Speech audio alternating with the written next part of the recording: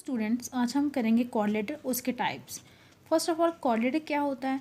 A quadrilateral is one of the most common polygon used in architecture. Quadrilateral क्या होता है? एक बड़ा ही कॉमन पॉलीगॉन है। यहाँ कहाँ पे यूज़ होता है? आर्किटेक्चर में, बिल्डिंग्स वगैरह बनाते हैं। ठीक है।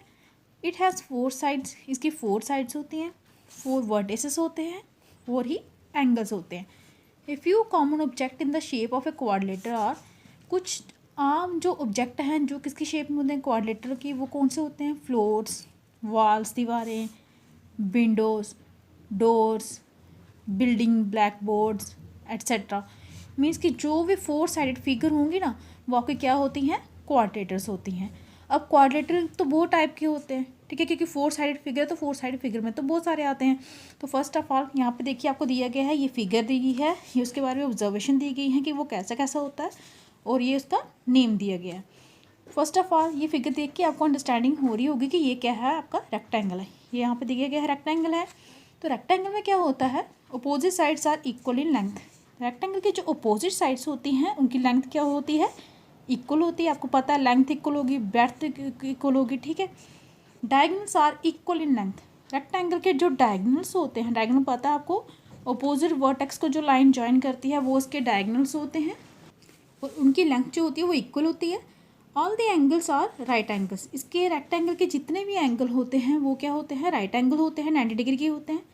नेक्स्ट आपकी फिगर ये कौन सी है? ये है स्क्वायर। और स्क्वायर की जो सारी की सारी साइड्स होती हैं वो इक्वल लेंथ की होती हैं। Diagonal are equal in length and also perpendicular bisector of each other.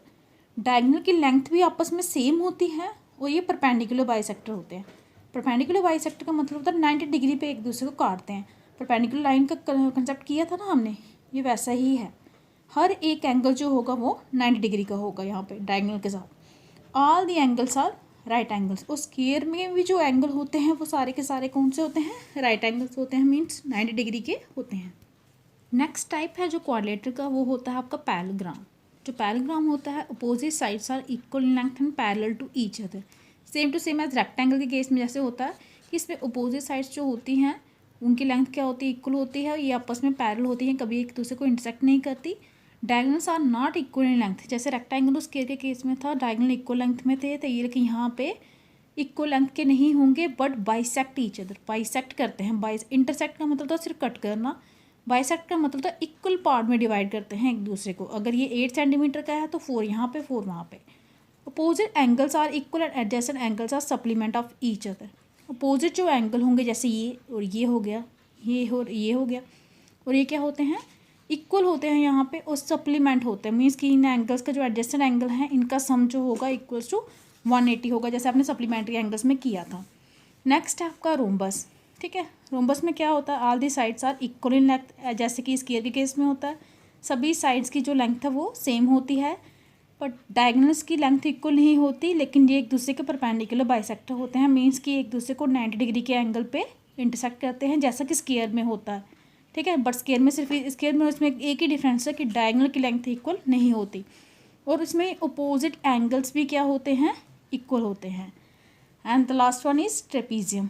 Trapezium में क्या होता है? 2 of the sides are parallel to each other. Trapezium के केस में 2 जो साइड्स हैं वो पैरेलल होती हैं, और 2 जो साइड्स हैं वो नॉन पैरेलल होती हैं। जैसे ये देखिए, ये और ये जब ऊपर जाएंगी एक दूसरे को क्या करेंगे? इंटरसेक्ट कर देंगी। लेकिन ये साइड्स जहाँ तक जाती जाएंगी कभी भी एक दूसरे को इंटरसेक्ट नहीं करेंगी, और ये क्या हमेशा क्या होंगी? पैरेलल होंगी। तो ये था आपका क्वाड्रिलेटर और उसके टाइप्स के बारे में। आई होप कि आपको समझ आया होगा। Thank you.